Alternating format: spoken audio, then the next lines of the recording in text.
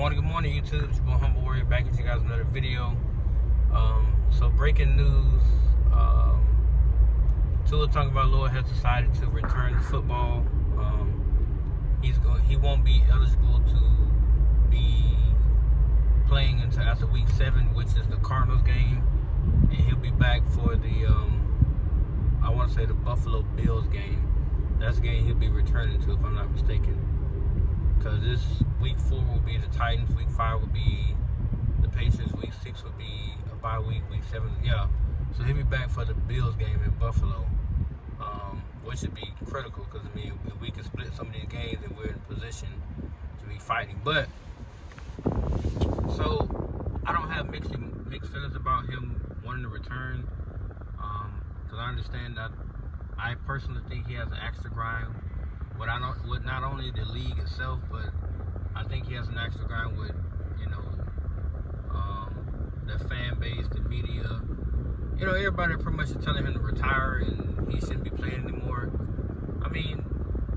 It's his decision. I've said this in my other video.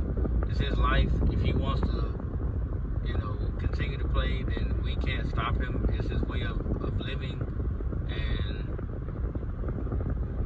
ultimately, he's a competitor. He wants to help that team win. Now, once he returns Week 8, it's going to take a total team effort to beat the Bills. Are we capable of doing it? Absolutely. But it's going to take mistake-free football on his end and a collaboration of great defense, sustainable drives by the offense, and no hiccups on special teams in order to beat the Bills. The Bills are not a dominant team, but they are a smart team. They will make you beat yourself. We saw that Week 2 when they went down to Miami and throttled them 31-10, which the final score did not do it justice because 21 of those points came from turnovers from the Dolphins. 3 picks by Tua, including a pick 6. So, in retrospect, without those 21 points, the score is 10-10. It's still a ball game. So without the turnovers, we're in the game with the Bills. Let's not sit here and pretend like Josh Allen went all the way off, because he didn't. He was contained, he was detained. It's James Cook that gave us the most problems. Now my thing with Anthony Weaver is this. This next game that we do face Buffalo in Buffalo November 3rd, I need you to play a lights out game. I need you to come with a lights out game plan for this offense, or the Buffalo Bills offense. I need that to happen, because we need to send a message that we would not be intimidated by one person or whatever. It would not be happening, because we have too much to play for, assuming that we can win some of these winnable games that are coming, like the Monday night game against Tennessee. It should be no reason why we should lose the Tennessee Titans.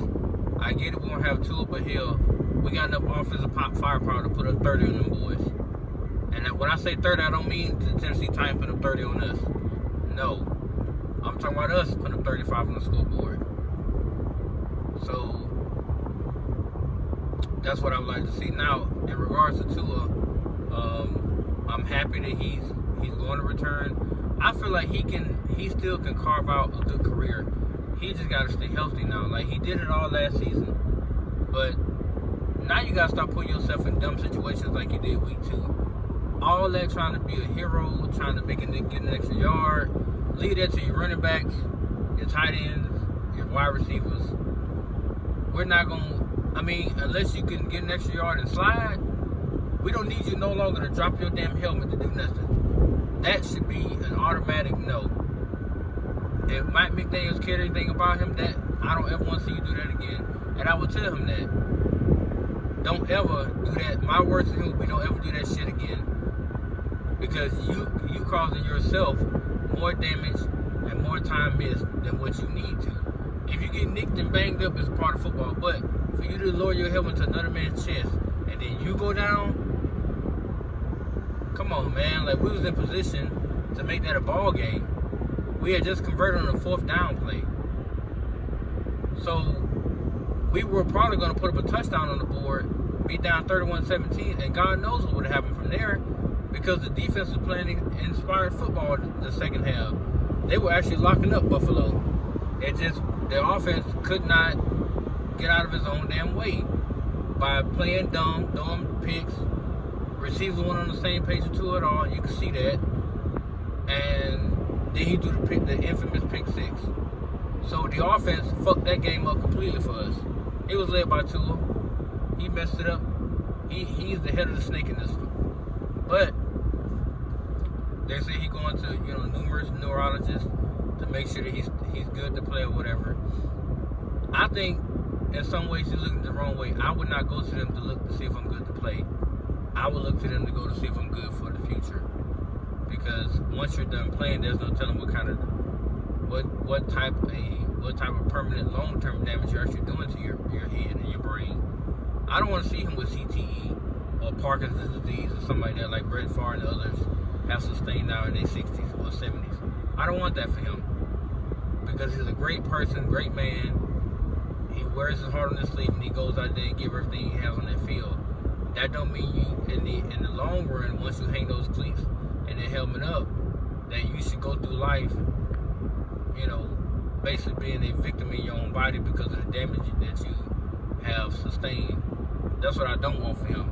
So if I'm him, I'm not going to look for an expert to tell me that I'm still good to play.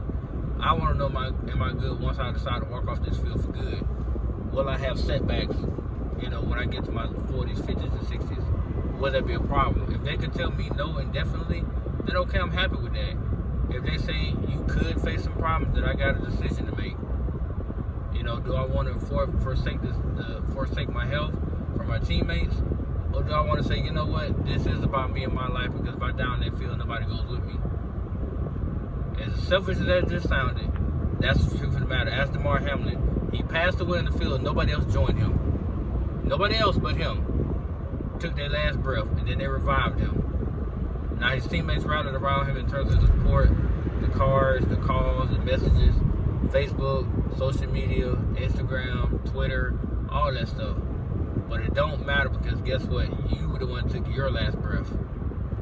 So that goes without saying, Tua, please do this not for the team, but for yourself.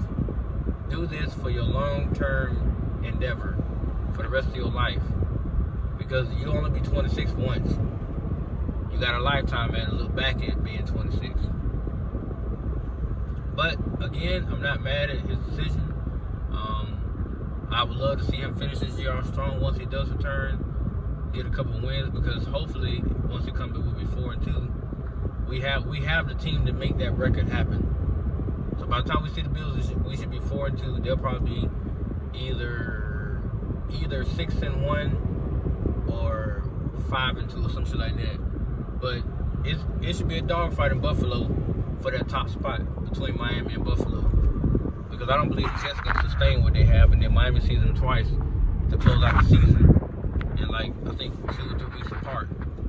So it's gonna be interesting. Again, I just want him to do what's best for his health. But also, the selfish part of me wants to see him suit up again, wants to see him finish the season strong and make a push for MVP. And what I do want is a lot of people that call for him to retire based off his play. I want a lot of people to come back and say, you know what? Hey man, excuse me for that one. He made the necessary adjustments health-wise to perform at a very high level. He put the team on his back, and he led them to a playoff victory, and hopefully to a deep postseason run. And we have to give him respect. That's what I want. Because I even feel like in some ways, Doug and others, what's his name, Big O, other people have pretty much written them off. I haven't listened to Big O's segment, but I'm pretty sure he's written them off. Based on that concussion, based on what happened to him, based on the aftermath of it, pretty sure he written Tua off. Because he was a fair weather fan. One year, he was okay with him. Next year, we need to be trading, looking to get rid of him. And then last season, he was all about, I knew he was going to be great. I said it. You didn't always say it. But, hey, it's all good. I mean, my videos show that I've been supportive of him since the moment they drafted him. So I've never wavered on hold my support for him. Now, when he played last shit, I would say that. Because I got no problem with saying it. I only take it personal when people come after him health-wise. Like, to me, him seizing up on the field is not nothing to laugh at. Because if that were your son, how would you really take that? Imagine your son going through that issue with a traumatic brain injury, and you have to watch your son the rest of his life be strapped to a damn chair to get around, or you got to be the caregiver for your kid. You know, worst case scenario, hypothetically. You wouldn't like nobody making fun of him either. So that's something I would not tolerate, no matter what player it is. Because that shit, that's something you don't make fun of. But again, I diverse. Again, I'm happy with his decision. We'll see what comes out of it, and I'm hoping that once he returns, we can pick back up where we left off, and actually get better as a team and as an offensive unit, and take this thing to a new level. On that note, guys, I gotta go, and let me know what you guys think in the comment section, man. Peace.